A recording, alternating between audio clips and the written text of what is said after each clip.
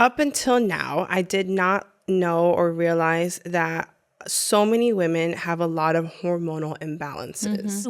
Our whole body changes all the time.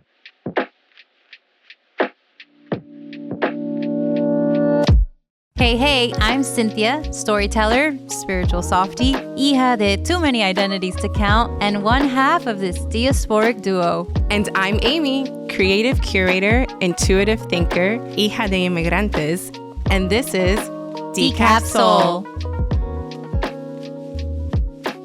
Welcome to another episode of decafSOUL. Today, we're going to be diving into women's health, what it really means, the barriers that many women face, and why these conversations matter. We'll share personal stories, highlight some stats, and talk about the ways to advocate for ourselves and others. It's a conversation that is long overdue. Amen, sister. Okay, so I figured let's start with an icebreaker. Okay. I love icebreakers. We love icebreakers. Do you like icebreakers? I'm learning to like it? Warm up to them. Because I hear icebreaker and I think about school and it's just like I know, but it really is an effective tool. It does its job. You know? Yes, it does. And if you're like with a willing crowd that's willing to answer the questions just as honestly and like interesting as possible, because sometimes people will be like, don't care, but that's never the vibe we get from like our guest or each other. So it's actually very fun in this situation. It's cool. All right, let's keep going. All right. Sorry. So, one word that describes how you feel about your health right now. Oh my God. A little worried. Not worried. Okay, why worried? Just like life things. I have like hernias on my neck. I have sciatica.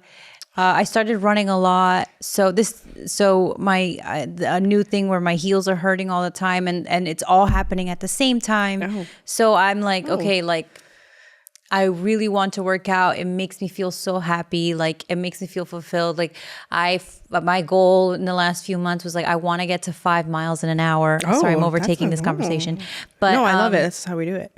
And I finally got to 5 miles in an hour, under an hour.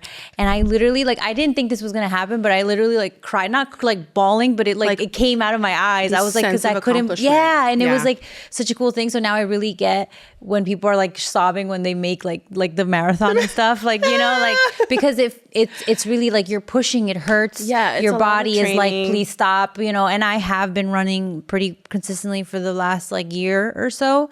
And it really sucks that I had to take like the last 2 weeks off because I was in so much pain. Oh my God. Like I wanted to cry and I know that I was going to end soon and I know that it was going to get better, but it was really frustrating because I had just finally hit this PR like 2 weeks ago. And I was like, I'm going to keep pushing. I started like sprinting in the gym, like on the treadmill, trying to get my mile under 10. They're very slow times, but for someone that's starting off, they're pretty good. Sure. So like I got my mile to 9:20, which was a really big deal. Like I almost felt like my heart was going to come out of my... But my ass. But I did it. Gonna say? Yes. And it was very cool. And it's like, yeah, you can push yourself. You can, but you can until a certain point when your body is like when you're in so much pain. So that's kind of where I'm at with that. How about you? Well, what's one word to describe your health right now? So yours was worried, but that was a really, I don't feel like you should be worried because you're doing so much like great progress to yourself. Right, but I have worked out like this at this level before in my life and I wasn't in this much pain. Yeah. And yes, I'm older, 31. Yeah. So I have to take all of it with a grain of salt, but I'm like, okay, so what do I do? I think that's really what I'm like, it's not so much, it's more worried about like, okay, what's the game plan? Sure. Like, let me figure out how to make my body work for myself. Definitely. That I'm not in pain and can still do this thing that really brings me joy. Yeah. Like truly, like I literally will be like... So running brings you joy? Running, working out, lifting weights. Like it's not about, it's not a physical thing. I don't post anything. Nobody sees anything that I look like. You know what I mean? It's so 100% your myself. Ritual. It's like, I feel like you really treat it. It sounds like you treat it as like a ritual. Like I do. Self-care. I do. Yes. I love that. I hate running. But I really enjoy strength training. And I read somewhere... oh God, now we're getting into it. But real quick, I read somewhere that strength training is really, really vital, especially around your 20s bone and density. 30s. Yes, it's a big deal. Because by the time like your 60s, 70s, it's like you really need the muscle, you know, to help support everything. Muscle and bone density. Yeah. That's what strength training really helps out. Yeah. Wait, but you still haven't answered the question. Okay, bro. sorry. I would say, I don't even know if this word makes sense, but I would say direction. I think that's even a better way for how I had to describe because I'm like, I'm in so much pain. Where am I going? Please, somebody help. Yeah, I just, damn. That's crazy. I was going to say something so mean, but I'm not going to say it. Say it. Those commercials, like, I'm falling and I can't get up. Yeah, like, that's how I felt. So I feel like my word to describe how I feel about my health is definitely direction, because for the longest time, and I feel like a lot of women can relate, there's just been no direction. There's just no, like, the journey would be so chaotic, and it's just, you have to like play your own doctors, your own scientists, your own advocates, and your own nurses, like everything, your own like health insurance, you know, support line. It's just, so I just feel like direction is probably, I feel like finally I'm understanding more about my body, you know, how it differed from like 10 years ago versus now, or even a year ago, quite honestly. So that's what I feel right now, just pure direction. So this was a good icebreaker, because we're definitely going to dive into more of what that worry versus direction really means. Okay, so some questions. What does women's health mean to you personally?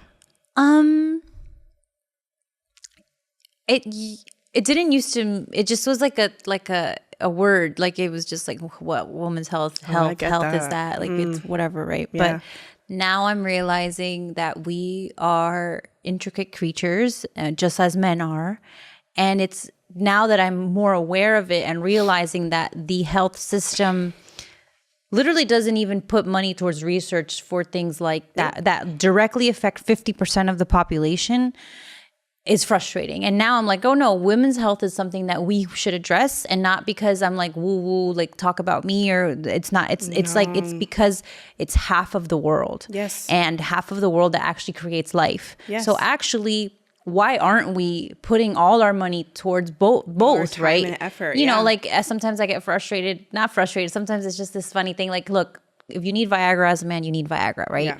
But there's 7,000 studies about how that affects men. You can access it so easily.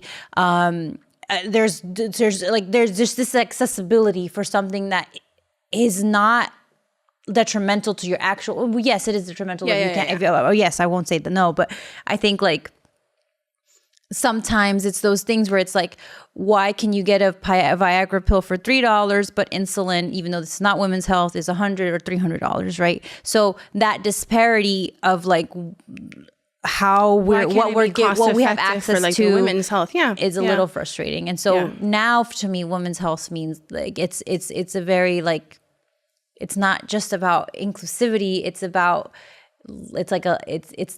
life or death. Because we've been kind of like, and you know, mortality rates for mothers are kind of low in this our first world country, which is kind of a really crazy thing to talk about, because we have some of the most advanced healthcare, but it's actually difficult to access for many people because of the economical hardship. Because of there's a million things, right? Million things, but like, yes, I mean, I think most people know at this point, like for fertility rates, a lot of the women in this country, speaking specifically in this country, it's 30s and 40s, whereas before women were getting pregnant way younger than that. Yeah. And so, but I think it's because there's a lot of understanding and a lot of advocacy for women to realize that they have to put their own bodies and what they need to figure out first before they can even think about having a child. Yeah. I think, but we're not taught that, right? We're taught not. Like this whole reproductive area is just geared for having a baby, and the only time you have to think about it is when you're having a baby. But actually, in reality, you should be thinking about it your whole life, and not in a scary way. In a way of like, these hormones create you and create life, and like these fluctuations that we feel are normal, and having that be a real conversation. You know, we all, because I had the IUD, I didn't have my period for a while, and there's a big thing where women are like, well, I can't talk about that. I love not having my my period. But talk about that, because there's a lot of women that I know that have gone through these birth control contraceptions, and one of them being the IUD, and then as soon as they take it out, they don't have their period for a year. Yeah, that happened. And so their whole body, and now they're has like to worried. reset. And you know, is it worth it? Oh my gosh.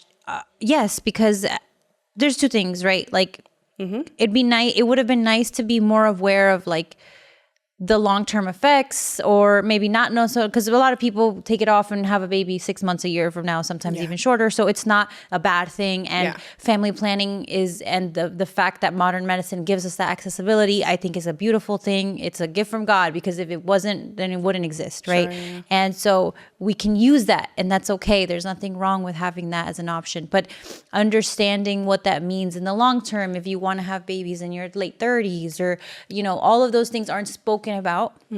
It's just like, and what my point was about, like, you're told to believe like, well, if I don't have my period, that's great, because I don't have to worry about it. But actually, no, we want to we want to understand our cycles. We want, you don't know that when you're younger. When you're younger, you're like, yeah, get that out of here. If it's gone, it's gone. Great. I don't have to deal with it anymore. But, you know, like, it's like you have to kind of learn with time.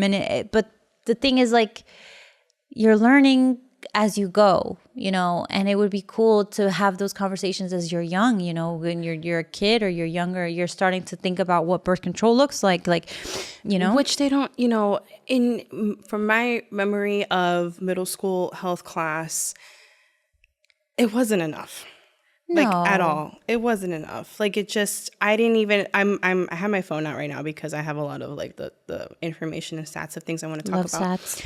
And so this time it's not stats, but I only recently have learned that within a woman's cycle, there are 4 phases, which I'm still like memorizing. Follicular? The follicular phase, which is about days 6 to 14 of your cycle, tells your ovaries to produce small follicles that contain new immature eggs.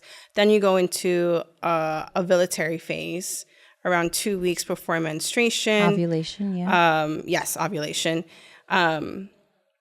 Viable for fertilization for 12 to 24 hours. It's just a time. They say that the window is that short, which is crazy. So if you think about it, like, we are miracles, because like the window really is short, and every month it's like a few hours. Yes. But a really okay, keep going. Okay, all right.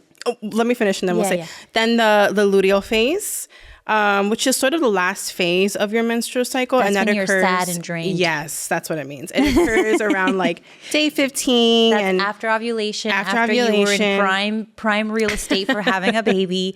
And then all of those hormones get they're dying out basically, and your body basically, that's when you feel the craziest, the saddest, the most crazy feelings. So there's that. And then there's like the scientific, well, I guess it's all science, but if in your phase, if it's unfertilized, then menstruation occurs. Exactly, yes. So the last one would be menstruation.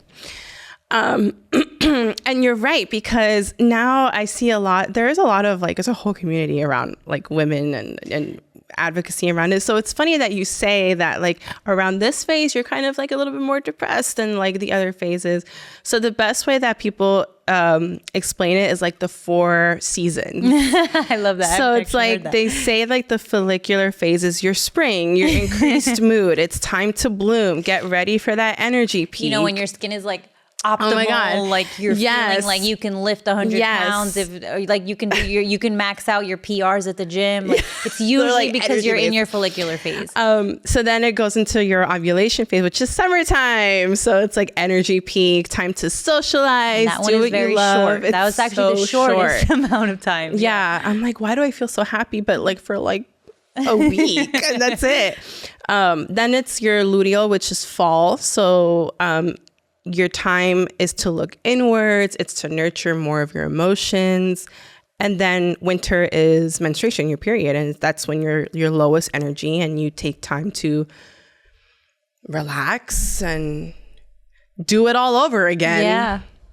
So my question to you, what do you say about that? What do you say about women having to just do this? It's nonstop. It is nonstop for us. Have you watched Fleabag? Of course. Okay, so you know that scene, I think it's the second season, where she's talking to that fancy woman in the bar. And they talk about, she's like, all your life you're cycling or whatever. And then finally when you hit menopause, it stops. Oh, God. And like we think right now it's so scary, but she goes, no, you're free.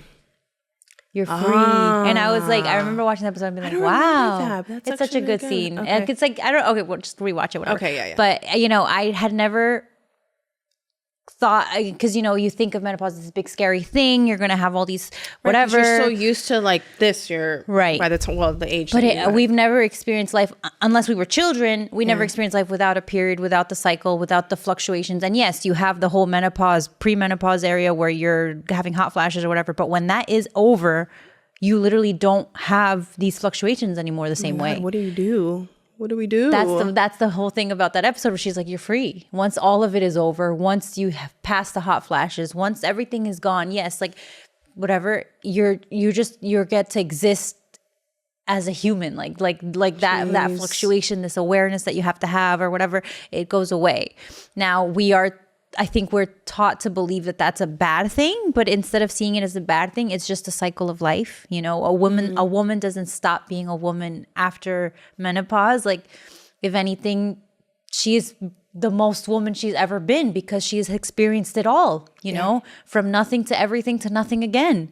And like, that reframing is also nice, right? To believe that all of it is beautiful, from the beginning when you're a child to the many years where we are ovulating, and then to the end when we're free of all that stuff. Like all of that is part of the journey. I forgot the question. I think it was just it started off like, what does women's health mean to you, or personally? Yeah. And so we just kind of talked about like, anyway, that's the point of this podcast, guys. We just kind of go into a rabbit hole of all that. Okay, so let's ask a different question. Okay. Have you ever felt dismissed or unheard by a healthcare provider? I have been very lucky and healthy in my younger years, so I haven't had many experiences of that in that nature, and I haven't needed it. Okay. But there were times with my like OBGYN that I would be like, I just have questions but I don't know what questions that I need to ask, because I don't know what this is, but they wouldn't have answers for you, because if you don't have the question, that specific doctor would just be like, okay, we're fine. We're good. Okay, next. So you're in and out in 10 minutes for a overpriced, no offense. Like, no, yes, offense. My God, the billing. That's, oh God. And you don't get any real answers. No. You don't get to really talk. So now I had that kind of experience, and I kind of shied away from going to an OBGYN. Because of that experience? Yeah, and so I haven't gone in like 3 years. But I'm older, and I definitely need to go. So I'm going to do that. Now I want to do the work of like calling, asking questions, like, being like, hey, I have all these questions. Now I do actually have all these questions. I have done the research. But in that time when I was like 3 years ago, when I didn't know what to ask. Yeah. And so I would go to the doctor, and he'd be like, well, you seem fine here. Okay, but you're fine. And I'd be like, okay. So it did happen to me. And the only time it truly happened to me was under that circumstance, when I was in a gynecologist's office, not when I was with my pediatrician when I was younger, not when I was going to any other doctor. No, and I've been adult, like grown woman. Yeah. That's the only time I felt it, which is frustrating, because that is one of the most important parts of our health, our reproductive health. It's not just about the reproduction part. It's just because, that affects all parts of us, so yeah, I guess I have. Have you? Oh, absolutely. You have a little bit more complicated medical history. So yes. So, the moment that we're born, we have hormones. that's just our life. Yeah. And up until now, I did not know or realize that so many women have a lot of hormonal imbalances.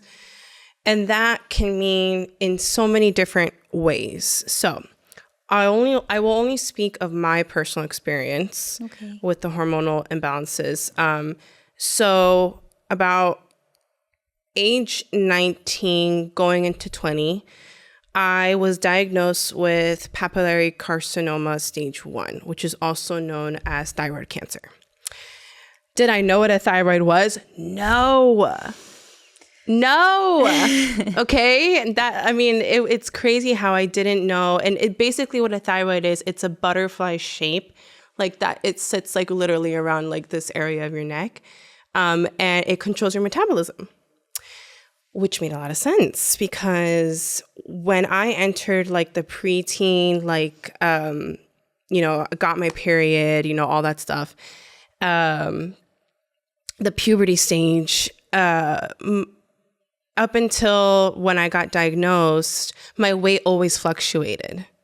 And then I would always get cold. I would be chilly. I would be very tired, very fatigued. And I didn't understand why. And honestly, I didn't pay attention. Isn't that crazy? Yeah. I just wasn't paying attention because I just, for whatever, there was so many other things going on at the time. And one thing is that just because you don't visibly see it doesn't mean that it's not happening. So it was one of those types of autoimmune disorders. Yeah, of course. So long story short, I did the whole ultrasound, which, I would like to say that my experience with doctors and health insurance and hospitals are here. Only did I want it to be that way? Probably not, but because I had to literally fight to get an appointment. I had to fight both sides of the health insurance, which is a business in of itself. You're talking about when you were 19, when 20, I was when 19, 20. I don't know. I didn't know anything. Oh my gosh. And I had to figure everything out. And of course, you're so young. They're probably like, what is this girl talking about? She doesn't know anything. Yes, yeah. I do. I do know something. It's my body. Yeah.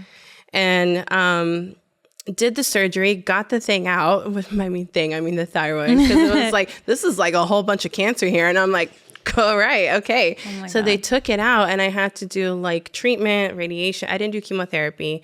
I did radiation, which was wild because it's a horse pill that you take. It's so funny. I remember that day. A horse pill? What do you mean? It's like a huge pill. Okay. Sorry. Yeah. Huge pill. I was like, is it made of horse? No. No. And I remember that day so vividly. They're like, okay, come into this really small room. It wasn't even a patient's room. It was a room with storage and stuff like that. It was crazy.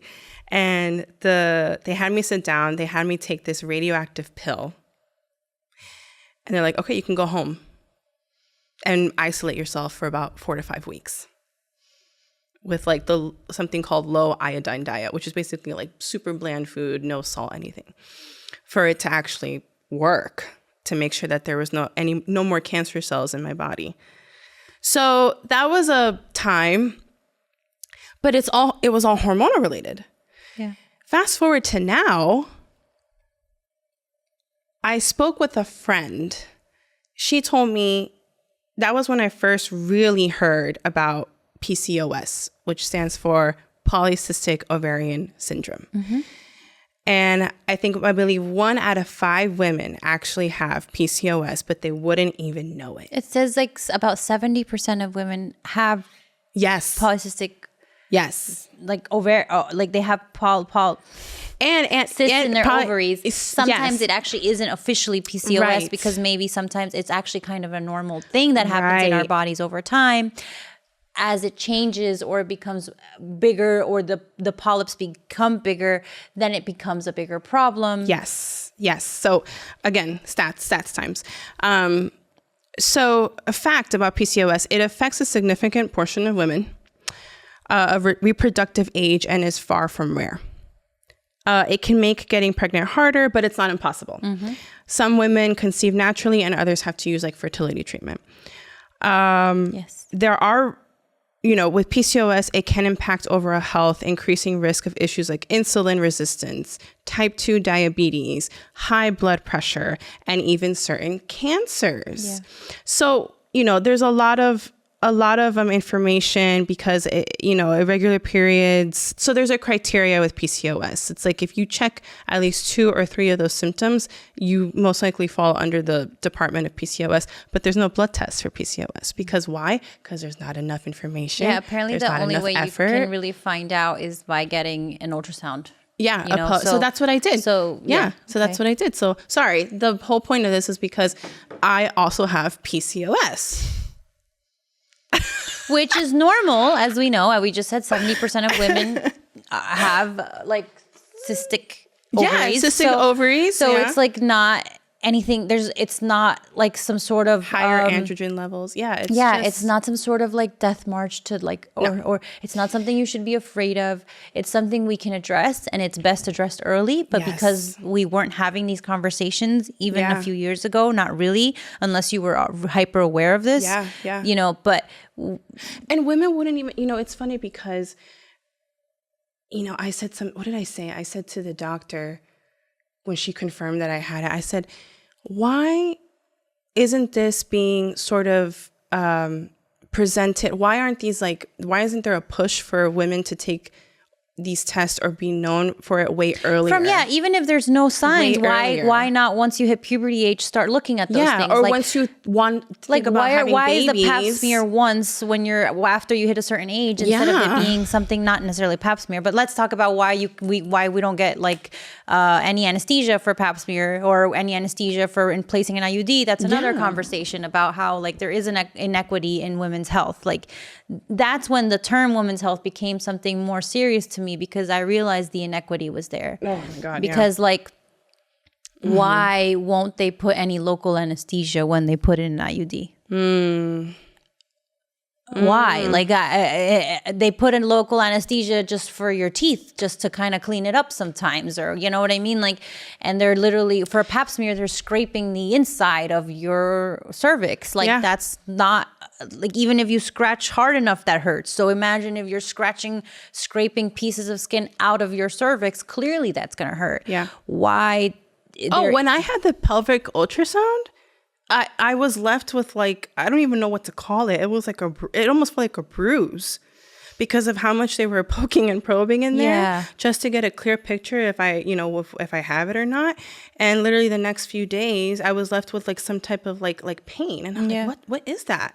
And I'm like, oh my God, it's because it's a very invasive thing. It was a very invasive thing. Also, the tools they use are invasive. They're 100-year, a couple century old, like the speculum or whatever it's called. It was like humongo bungo thing. Yeah. Like there is a new version that they're using somewhere in Europe. I don't remember the country. And I only saw this video by accident. Like I wasn't even doing the research for this, but it's a lot smaller. So the speculum literally looks like a big cucumber, a metal hard cucumber, and then they open that up, right? Yeah. But the new one, it's like a plastic one that kind of tapers off. Yeah. And it's obviously like that's going to be less painful. Yeah. So it's why? Still invasive, but it's like but like why is it like, I'm surrounded by modern medicine every day at my job, right? And I see that every day there's something like we have these really cool silicone clear bandages that go over pretty open wounds, and the whole point of that is that like they're breathable but they're still covered, right?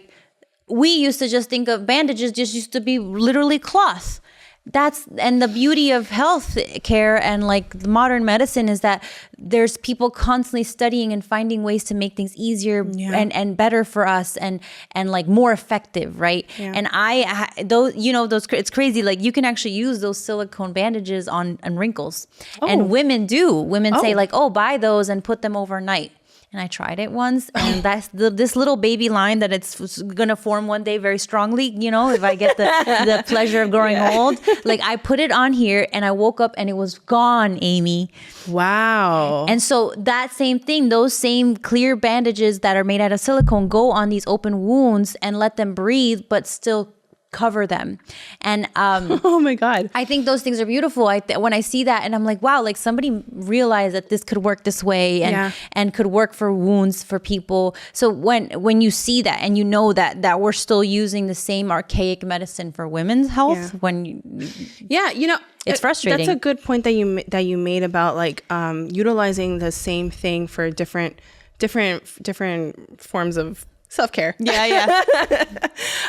It goes this there, not to say that there are providers, there are doctors out there who actually do care, who actually do take the time 100%. To invest and invent and, go to read these studies and figure out how can this thing also help this thing. So a good example of that is that, there's a specific medication that people who have diabetes use to help with their insulin resistance. And because PCOS has a lot to deal with your blood sugar levels and insulin resistance, they also use that same medication they used for those diabetic folks for people who have PCOS. Mm-hmm.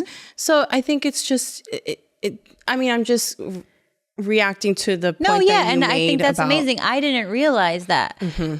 Menstrual things or reproductive things could be directly correlated to your glucose intake, your insulin resistance, all these things. I didn't know that until very recently. Yeah. And then realizing that maybe that's why sometimes people have more cysts than others, and like how that they can actually kind of start bringing that back if they do handle their it's not diabetes because they don't have diabetes, right? Yeah. So if they do address it with that sort of medicine, that it can cause a great shift in their reproductive system. Like that's so crazy to me to finally realize like, oh, like these things are all connected. Mm-hmm. It's not just one thing. It's not just, oh, we are just birthing bodies. We just have periods to have babies. That is a huge portion of it. Yes, we're not taking away from it, but it's not the only thing. Like our reproductive system enfolds like our whole body and how everything works together. Absolutely. And I've met a lot of women in my life who, just talking about the reproductive system, they want to have children, and a lot of them go through miscarriages. That's a very common thing. It's a very common thing. It's actually kind of scary how common it is. I think especially, it is, in a way. In our generation, I feel like, and we don't know if it's because of obviously the hormone imbalances, or is it the medicines or vitamins that we're taking? What supplements are we putting into our bodies at a young age? Yeah, like are we missing something? Are we missing something? Did we mess up with this generation of women who are having such trouble? Think about it. This generation, maybe the last 2 or 3, are told to be on birth control the second that they're like that they have a period. Yeah. Especially here in the States, maybe not in other countries. We're talking very specifically about how healthcare works in America. In other countries, maybe they don't have as much access to being on the pill by 14. Do you know what I mean? Like, I don't think that's normal everywhere. And maybe that is what is affecting our health, our reproductive health, like what, and you're seeing a generational gap. It, right? Yeah. No, and also we shouldn't blame ourselves all the time. There are a lot of factors out in the world. There's a lot of things that create situations where our bodies don't make things the way that they're supposed to. What we eat, what's the pollution and the like. It's very serious. It's a real. It's a cause and effect, we can't, it's not all like, it's not all in our heads. It's very realistic that like, if there's a lot of lead in the water, I'm not saying connected. It's very much all connected. So like those things are real and they can affect us. And like, maybe part of the reason that we are noticing this is because we just kind of like put these Band-Aids over our things instead of dressing, instead of being like, why don't young women, instead of get like ultrasounds or blood work like way from early. 18 and over. Maybe it doesn't be at 14 because at 14 you're maybe not worried about all that, but after a certain age, why not? Like it doesn't have to be when you're 30. You don't have to wait that long. This is all purely education, which I feel like it missed for me. Like I think they do the best they can probably, but it completely missed for me. Thinking of it as a grown woman now, like back to when you're 11, 12 years old in health class and they're separating the boys and the girls because they don't want to like, oh my God, they want to create like two different stories. Of that, of like you know what being I mean? like Me in too. the cafeteria and like having to go to a different room to see the girls stuff. Yeah. And it's like, what's the taboo here? You know? And it's like all, it's so interesting. And I'll never forget, I came home and it wasn't my mom that gave me the sex talk. It was my older sister that gave me the sex talk. Wow. Yeah. That's so funny. Yeah. I mean, my mom was at work, so, you know, but it's still like, there's also that cultural aspect too, because, you know, with my mom, her mother never told her what a period was. Yeah. It was so taboo. Yeah, it wasn't like it wasn't like how we're talking about it now. No. Like, I'm going to be like, so if I ever get the chance to raise a daughter, like be like so pro period. Oh, God, and it's so funny because, you know, we're going into my Muslim world. It's fine. So when we have our periods, we don't pray. Oh. And colloquially, not through the Quran, not the official thing, people are like, oh, it's because you're dirty. Right? Wow. There's sort of this kind of like, and this kind of like bad like fate, like you have this idea that you have to hide when you have your but the cool thing, so this is like, that's what people say, like, or what people believe, the reason that you don't have to pray is because there's some sort of you that is impure because you're bleeding at this time. Actually, no. We say, like, the truth is, like, okay, maybe there's a part of that where but this is the same thing, like if you have any kind of dirt, like it's not that you're dirty as a person or there's something wrong with you. This is just a process in your body. But instead of thinking about it as a reason that you can't pray or you can't fast or whatever, or you can't necessarily like do a few things, right? Instead of seeing it as a negative connotation, see it as Allah is giving you a break because He understands that this is something that is difficult on the body, and your body needs time to rest, and you might be in pain, and you might be like, that is the reframe and what I believe and how I see it as the truth. Like, we get a break. Wow. Right? We get a break from having to do all the responsibilities that we are endowed with as a Muslim, because it is something that really affects our body, our emotions, our feelings, everything. And why not? And if I was like, it sounds like there's like a higher understanding. Right. But what happened was, because everything gets this like male filter over it turned into like, oh, you're just impure during that time and you can't touch it. Right. But it like, you know, I think it's so funny how we reframe things, but the word itself doesn't reframe it. So like, I love that. That's why I say, if I ever have the chance to have a daughter, I'm gonna be so pro period. Like, you're on your period, you don't have to fast. Go ahead, girl, eat in front of me. I don't care. Go ahead. If I have to fast and you don't, God bless you. You know, like, at least everything is healthy and moving correctly. And like, you know, like, it's not a secret, because that's another thing. Like, we don't fast when we're on our period, even during Ramadan. So, like, you're like, some people hide that they're not fasting. Like, women will hide that they're not fasting. Wow. Because they feel like, oh, people will know that I'm not on my period, or I'll have to talk about it or whatever. I'm like, no, if God said that this is the way it is, and we can be open about it. Like, there's no secrets. Obviously, you're not like, well, I don't have my period. But like, you know, it's a very like, I believe that it's just a way to give us a break, because it is understood that this is something that is difficult and that it's something that we should give time to, you know, because we're not told, like, we don't get to take time off work. If you have cramps, you can't be like, oh, if you call out because you have cramps, it's like, wow, dude, how dare you? I used to think I was crazy for wanting to take off of work because I had such a bad cramps. No, and you know, that's and my thing. See what I'm see? saying? So our work culture doesn't give us that option, right? And it's like,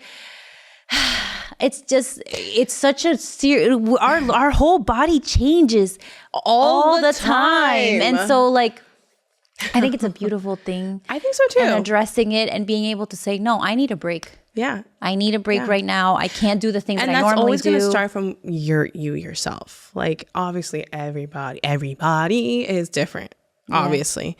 But what an interesting perspective. Because from what I'm getting is like higher understanding, right? On like the intelligent aspect, but also like the spiritual aspect too, like higher understanding.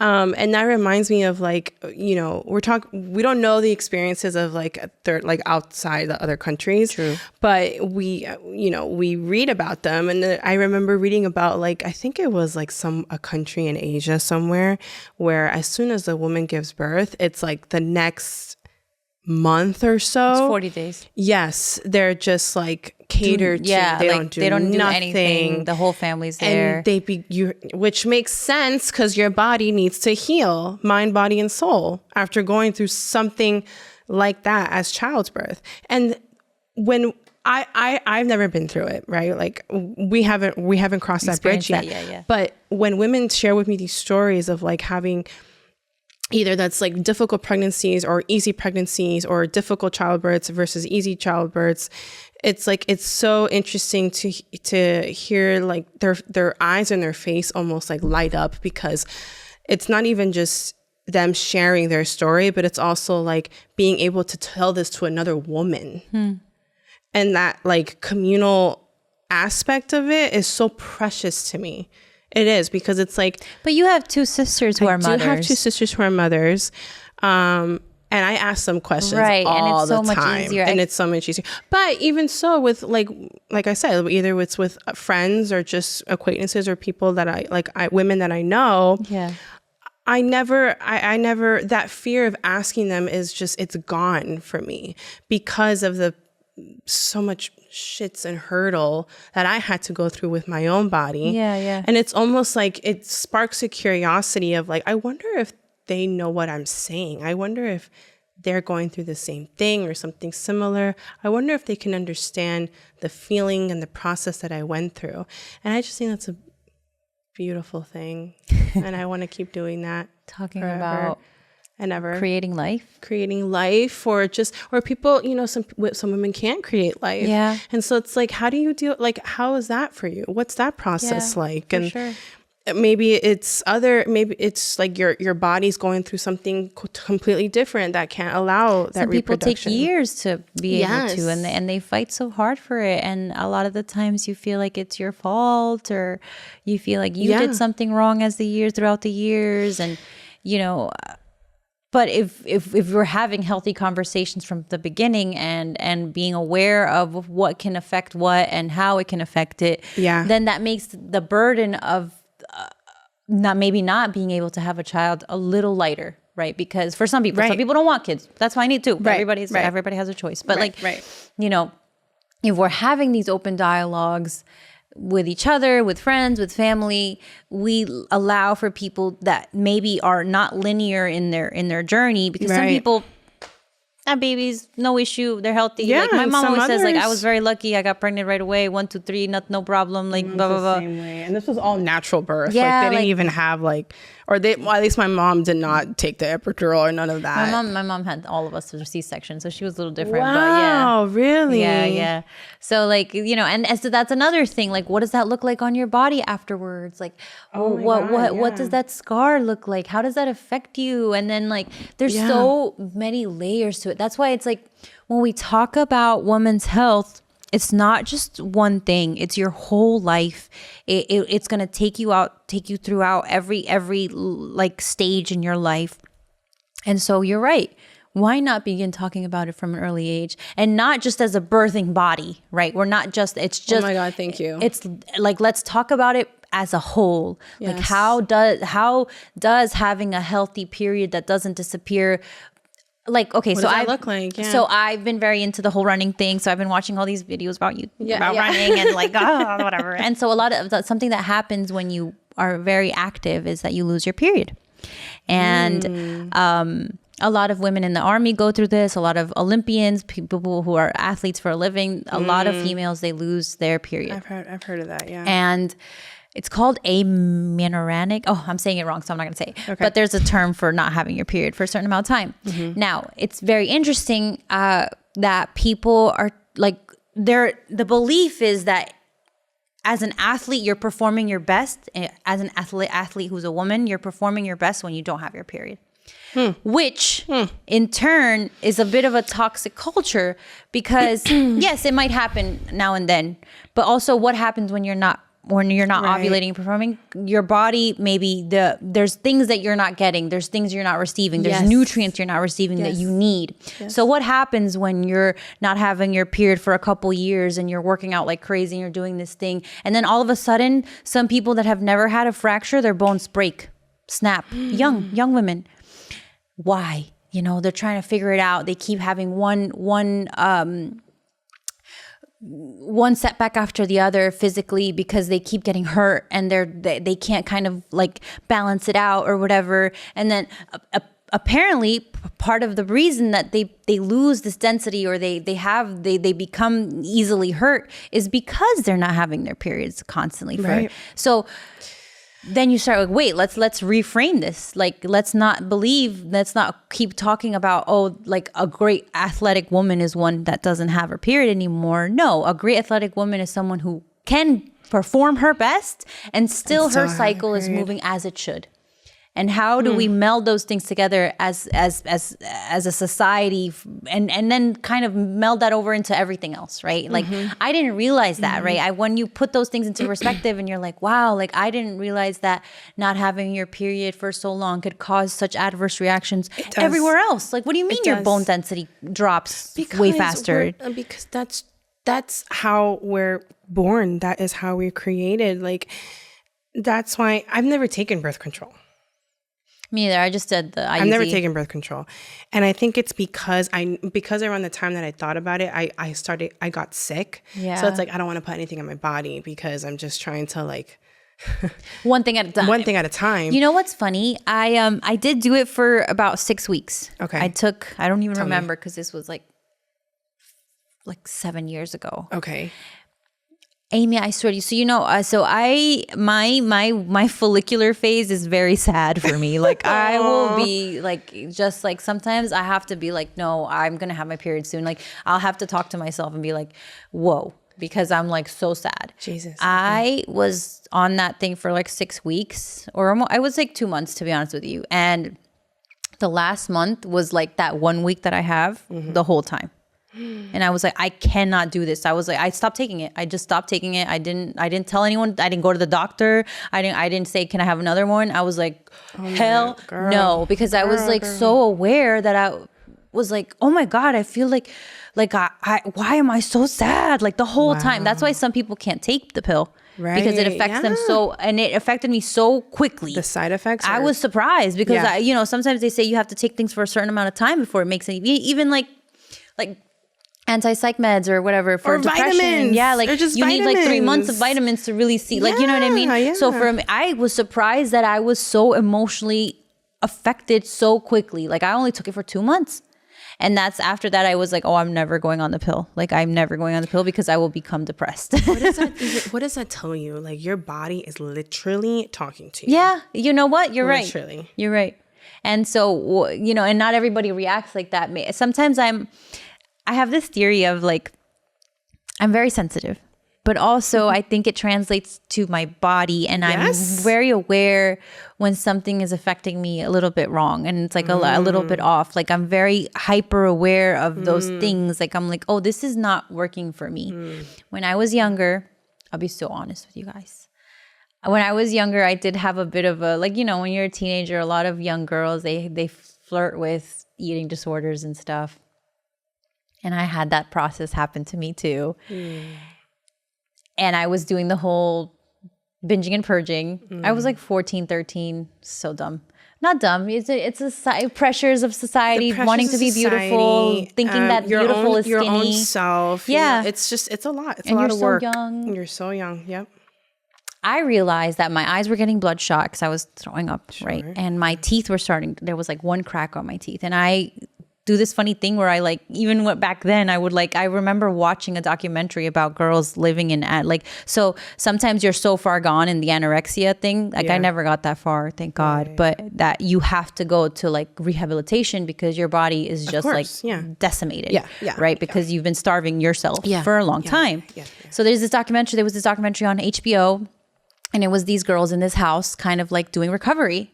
Okay. And I watched that around the time that I stopped. Oh. Because after I watched all of their symptoms / process. And then I realized that I was starting to have some of the symptoms, very small version of what they had. You were clocking it in. I was clocking it in as a teenager and being like, oh, it's happening. And then one day I just stopped. Of course, the voice in your head that's created through that, because it is. Do you feel like because you had to visually see that actually happen, your brain must have been like, I also remember reading a book about it, and so you were educating yourself. I've always been a little bit of a self-educator when it comes to those things. And then when I realized that what was happening in very small versions was happening to me, what they were going through, I was like, I can't do this. I'm literally like hurting myself. I'm hurting myself. I'm not the kid cutting herself, but I'm doing something that is detrimental to me. Sure.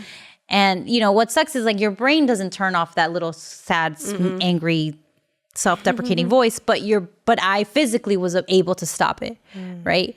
And like, it's just one of those things where it's like we are told to believe as women like beauty is what matters, birthing is what matters. The priorities are they're skewed. Yeah, they are skewed. Instead of just like, let's be strong, let's be healthy. No, because when you're being as thin as possible, you're not going to be as strong as possible. Yeah. When you're starving yourself from your teenage years to, because that whole idea, like sometimes I'll have like 80-year-old patients being like, oh, I'm going to gain weight. I've been in bed for a week. I'm like, I want to be like, girl, I hope you gain weight. You need to get strong, mommy. We gotta move these muscles, right? You start to really put the picture together of like, we believe our whole lives that we have to be small, that we have to be quiet, that we have to be like, and we're taught that. And we're sitting here saying, no. Take up space, be strong. I know it's hard sometimes because we're told to be tiny and small, but take up all the space you can, be as strong as possible, and advocate for your health. If something feels off, it's probably because it is off. Not to be hypochondriac about everything either. That's not what we mean. But like, if you are aware of your body and you were like, oh, this is how I felt as healthy. I felt good here. And now something is changing. That's when you have to be like, be aware of yourself, because a lot of the times. Be your best advocate. Yeah. Push ladies for it. And men. I know this episode was all about like women's health but men too. I feel like if you have a partner or if you have like, someone that you feel like knows your body or too in certain moments. I feel like it's also good for you to be open with them as well. It's also good for you to like tell them when your cycle is, what's going on, because like it shouldn't have to feel lonely. Like if you're in this partnership together, you should be honest and open, and him too, or they or her, like whoever your personal preference is. Like the point is that it's your body, and you should advocate, but also be kind, be gentle, and just give it the love and care that you need, so that you can continue building that confidence of fighting for it and standing up for yourself and sharing it with other people. Yeah. Girl, we can literally. I can talk about this forever because literally, there's so many things that encompass our bodies, but like our reproductive system doesn't just. It's not just about reproduction. Again, I want to make that clear. Like I think like we all need to have this conversation that like our ovaries and our hormones and all these things and what happens every month, all of that affects every part of our body. And being able to talk about that with your partner, with your family, having conversations like to the moms of the world, like with your daughters early on about what we can do correctly, what we shouldn't repeat, like it's difficult, it's not that simple for older generations to readdress how they've believed everything to do. So actually we're doing the ones that are have to sometimes do the teaching and like be like, actually this isn't how it should be. But you know what's a beautiful thing too? I forgot to mention it, and I'm gonna just tie it up with this last point. But you're right. It's important to teach our children or not even our children, just the children, girls and boys, to respect your bodies, to like really love yourselves, to know what boundaries are for your bodies, to know what consent means, like it's, but sort of piggyback to what you just said right now, I think also we have to have another episode where we talk about the cultural aspect of like women's health, because in my household, we also included like those indigenous practices from our motherland too. Okay. It's just like, it's not all, yes, Western medicine, great. Like it saves lives. Yes. It literally saves lives. But I would be remiss to say that the indigenous and like the, like the remedies that your mom or your aunt or your cousins would come up with from like wherever you're from didn't have a part in it. Something either. so crazy, like something as simple as birthing a child on your back, which actually wasn't the way that people used to birth their child. They would either be in squat position or on all fours. Yeah, for the that's what I would time. have figured, like just because of gravity or whatever. Sure, yeah. And then some white man in Europe was like, lay her down, and then that's just how it stuck. Wow. But that's another conversation. Right, but it's like, let's it's not like, let's reclaim these things. Let's advocate for anesthesia, for the procedures, for better things instead of the speculum. Like let's advocate for those things as women. Let's talk about why are we laying on our back when gravity itself does the job when you're squatting. And that can be done through the guise of Western medicine. We're not saying we're going to be like, we're not taking anything away from modern medicine. We're saying let's be aware of it and let's connect it all together, because that's the best way. There's a reason why the mortality rate for mothers is kind of high here in America, especially for women of color, especially for Black women, especially for Black women. And it's really sad because you're like, how can we have the best access to healthcare in a way, but only if you have either the right money or, or the right societal standing, or, that's not right either. Like, we have created this healthcare system where it's like a green light for some people, and you have the most access to the most amazing type of medicine in the world. And then while it's right there,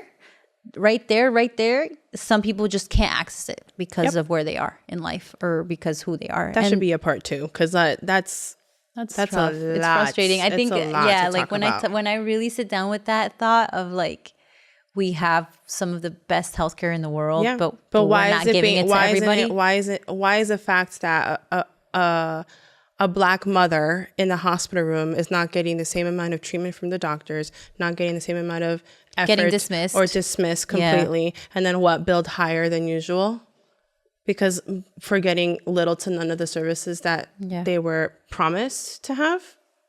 Doesn't make any sense. It doesn't. Again, we can talk so much about this, and I really do feel like we should have a part 2. I think we will. Or part 3, or part 4, and part 5. With maybe some guests. Some like doctors. Someone who actually is in this field. Yeah, because like we are going off of facts and stuff and our own personal experiences. But it's beautiful to really hear someone talk that knows and is living in it, and is also not just living in it, but trying to help people. Definitely. With medicine, and like, what does that look like? What can we do? What can someone in their 30s with polycystic ovarian system do if they really do want to have a child? Like, what are steps that you can take? Or endometriosis. Endometriosis is a huge thing, like no one really talks about. It's crazy. Endometriosis can go to the point where it spreads to like your bowels. Your and then all of a sudden you get like cervical cancer, uterine cancer. I didn't realize that's what endometriosis could turn into, but obviously it makes sense. It's a mass that's growing that's not supposed to be there. What is cancer, right? And why isn't it classified as a cancer? I mean, I don't want to. I'm not a doctor, but it's a curious thing where we keep finding this kind of and they're all connected. But then there's this hole where it's like, why isn't the medical community addressing it this way? Why are they ignoring this thing? Lots of holes. Why is 70% of women in America have polycystic ovarian system, but it's the ovarian syndrome, but we're not watching out from way earlier on. We're finding out endometriosis. A lot of women say that actually getting the diagnosis takes years. Yes. even though they're like, something's wrong, I'm in constant pain, I'm doing this, I'm bleeding like this, I'm like that. Yeah. Why is it taking years to figure it out? It took me like almost a year and a half just to get the ultrasound. If a larger majority of the population does have it, then shouldn't we be testing for it even before? That's what I'm saying, girl. That's what I'm saying. You know, look how we treat. Yeah, so I think like that would be the most amazing thing, to see that shift of like more investigative research, more research. Yeah, more addressing like the. I would love to see that. You know, I think like it's not going to happen overnight, because we're talking about a whole medical system that doesn't address things a certain way that they should. Yeah. But one can dream and hope and believe that things will be better. I believe things will be better. I really do. Oh my God. Okay, friends. So today we've explored barriers, personal experiences, and ways to advocate for women's health. We hope this conversation empowers you to take steps for yourself and someone you care about. Thanks for listening. Follow us at decafSOUL Podcast on Instagram and on YouTube. Subscribe to our show. Follow us. Let us know what this conversation meant for you. DM us. Advocate for yourself. Advocate for yourself. The door is wide open. Bye. decafSOUL is produced by WNN World News Network. Follow us at decafSOUL Podcast on Instagram, YouTube, and Spotify. New episodes every Friday.